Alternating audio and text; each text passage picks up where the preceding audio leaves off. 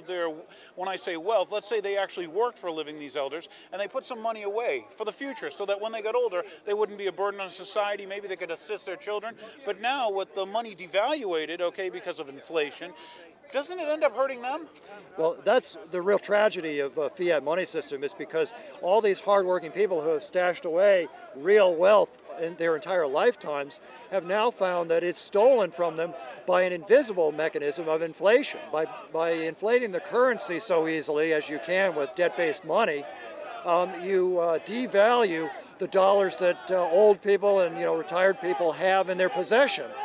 And also, the other people it may be affecting, what about the youth who now have this burden of debt to shoulder and carry? What are we going to tell America's youth out there in the audience that they that they owe so that these bankers can have what? More money, more wealth? When it came to the bailout, right, I was discussing where, they created $930 billion in a week from nothing. Isn't that more than what our budgets, the whole federal government budget was in the 80s? Absolutely, yeah. I mean, the inflation... That's 1 week. You're absolutely right, Dan. I mean, the inflation in this country is so rampant and so pervasive that it engulfs our entire economy. In fact, it dwarfs any of the other reasonable expenses for, saving or investing in our capital and our intellectual base for our kids. And, that's also part of the tragedy, is that these deficits, these debts that we carry, some upwards of $60 trillion on the books in the United States, will be borne by the youth of today. That's why the youth of today need to wake up to these terrible realities. Interesting. And it's kind of funny, too, that I discussed earlier, that building behind me full of banksters, they don't pay any federal income tax, do they? No, not at all. In fact, they make money through this. You see, the real scam is not so much that they get direct payments from the bonds that our hardworking Americans owe to them, that they monetize the debt with, because most of that money they do give back to the United States, and the government receives all the benefits of the interest. But the real scam is that the central bankers, the Federal Reserve, and their large commercial banks, who are their direct benefactors, they are able to expand the money supply through the reserve window, through interest rates, and multiply it in a pyramid fashion, because they're only required to hold small reserves based, relative to the amount of money that they loan out. And it's the money that they loan out, really the credit, that creates this debt pyramid that we all owe on. It's the money that they create out of thin air that people pay interest on, and it balloons the money supply. It creates inflation, and as I mentioned before, that's also the root of our monetary and financial instability and what caused this terrible crisis. Can I ask you a question on that? Certainly. Now, since the fractional reserve banking system, like you said, the leveraged out money is how we create new money and create the credit. So if we wanted to use inflation to create credit, if you would have taken the money from the bailout and put it directly into the hands of the people in a much larger economic stimulus package, that money would eventually make it into banks and open up the credit markets, and in turn solve the problem without handing the money to the corporations, correct?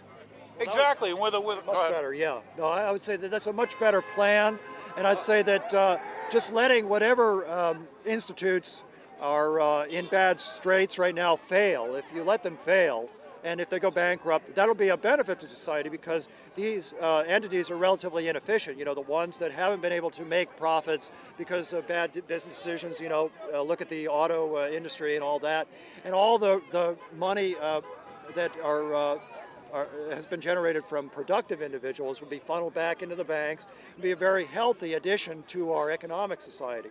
Plus the idea that the people, let's say the bailout was given to the people, right? If you gave it to the people, they would decide what it's spent on. And there in and of itself, okay, would be more of a free market. Instead of having a few individuals, okay, line their pockets with money, we'd have the people decide what they wanted to invest in. You might want to investigate 9/11 t-shirts. I might want to investigate in similar shirts. But either way, the people would decide what businesses succeed and what businesses fail because they'd be the one. I think you, the viewer, are probably the best person to decide how to spend your money. And the thought that we can redistribute wealth, or that we should allow a bunch of centralist, globalist bankers who actually don't like us redistribute or steal from us, we're going to have problems if we continue along those lines. Well, I mean, I'd have to agree with you. I mean, when I look at the system, if I'm a bank and I get $100,000 and then I lend out $900,000 on that out of thin air, when those mortgages fail, I now repossess the equivalent of, say, 9 houses. And now I have real assets in my hand. So if I'm a small bank, I might get crippled by that. But if I'm a large bank, I actually end up with a lot of hard assets in my hand, and I actually could benefit from the crippling of the people. Understand, though, this whole banker bailout piece, think about it. You give money to bankers. What do bankers do?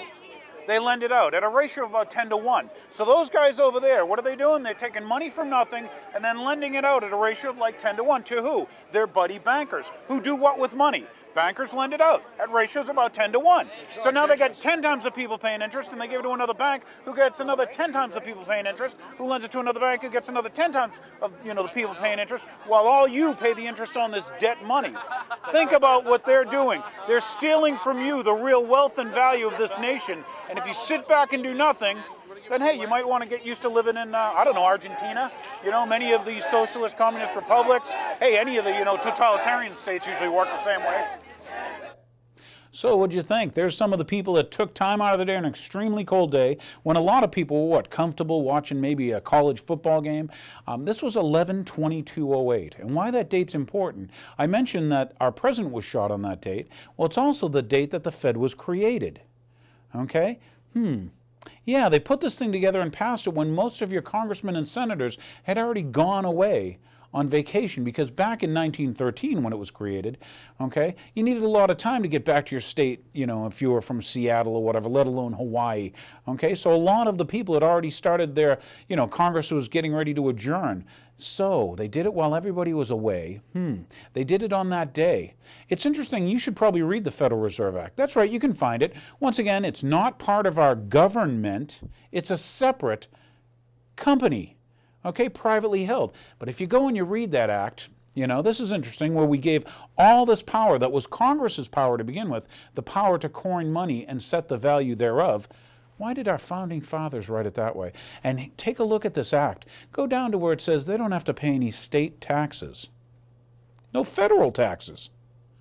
No local taxes. They created a private banking cartel that's stealing your wealth every single day as they devalue your currency and create money from nothing, charge you the interest for that money creation, and through inflation slowly enslave you. And if you think I'm lying, ask your parents what the house used to cost. What did a car used to cost? What did a meal out used to cost? What did a steak used to cost? And so as the town gets buried in this inflationary debt scheme, and not just that, all the currency made from debt, I'm getting windy, but I want you to start thinking. Start thinking about the greater reason why people are unemployed. Start thinking about the greater reason why everything costs more money. Why your parents, who may have put some money away, now have to eat, substandard food because what? The money they put away isn't enough. Inflation, the hidden tax. So hopefully you enjoyed this. We're going to come back with some more End the Fed stuff for you. And think about this. These people got off their derrieres. Maybe you could do that. If not, I've got to ask you, what will you use for an excuse when your grandchildren and your children ask you, but Mom, Dad, Grandpa, Grandma, you knew that these bankers were stealing from us. What did you do about it? So as soon as you shut me off, one click, I'm gone. I want you to go to the mirror. Practice your excuses while you did nothing, while your nation was taken out from under you by a bunch of globalist banksters.